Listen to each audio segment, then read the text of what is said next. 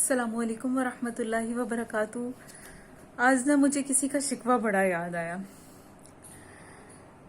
میں نا ایک ٹیلر سے کپڑے سٹچ کراتی تھی اور وہ نان مسلم تھے، تو میں نے ان کو ایسے ایک دن اسلام کی دعوت دی اور کہا کہ آپ اسلام کیوں نہیں قبول کرتے، آپ اتنے عرصے سے مسلمان معاشرے میں رہ رہے ہیں، تو کیا وجہ ہے کہ آپ کا دل کبھی اسلام کی طرف راغب نہیں ہوا؟ تو انہوں نے کہا کہ ہماری ہندو سوسائٹی سے نا بہت سارے لوگوں نے اسلام کو قبول کیا اور مسلمز ہو گئے، لیکن اس کے بعد وہ واپس کنورٹ ہوئے ہندوازم میں۔ اس کی ایک وجہ تھی، اس کی وجہ یہ تھی کہ مسلمز جو ہیں وہ ایکسیپٹ نہیں کرتے ہمیں۔ کیا ہوتا ہے کہ دعوت تو بہت شوق سے دیتے ہیں، نہ تو اس کے بعد لوگ اپنی بیٹیاں دیتے ہیں ہمارے نکاح میں اور یہی کہتے ہیں کہ یہ پہلے کفر کی حالت میں تھا، نہ وہ ہمارے ساتھ بیٹھ کے کھانا کھاتے ہیں، نہ ہمیں اپنے گھروں میں انوائٹ کرتے ہیں، اور ہم اپنی سوسائٹی سے بھی علیحدہ ہو جاتے ہیں۔ تو میں سوچ رہی تھی کہ ہم کون ہوتے ہیں کسی کو ایسی بات کہنے والے؟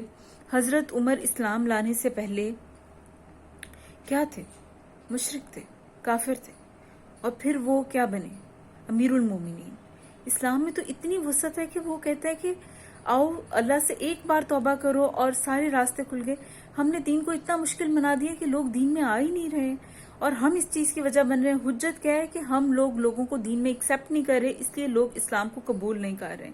تو ہمیں اپنے اندر وسعت پیدا کرنی چاہیے۔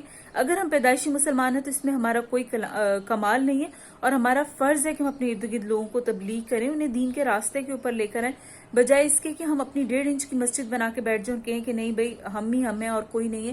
اسلام اس چیز کا درس تو نہیں دیتا۔ اسلام ایسے ہی اتنا نہیں پھیلا تھا، اسلام جو ہے وہ قلبی وسعت کے ساتھ ہی پھیلتا ہے۔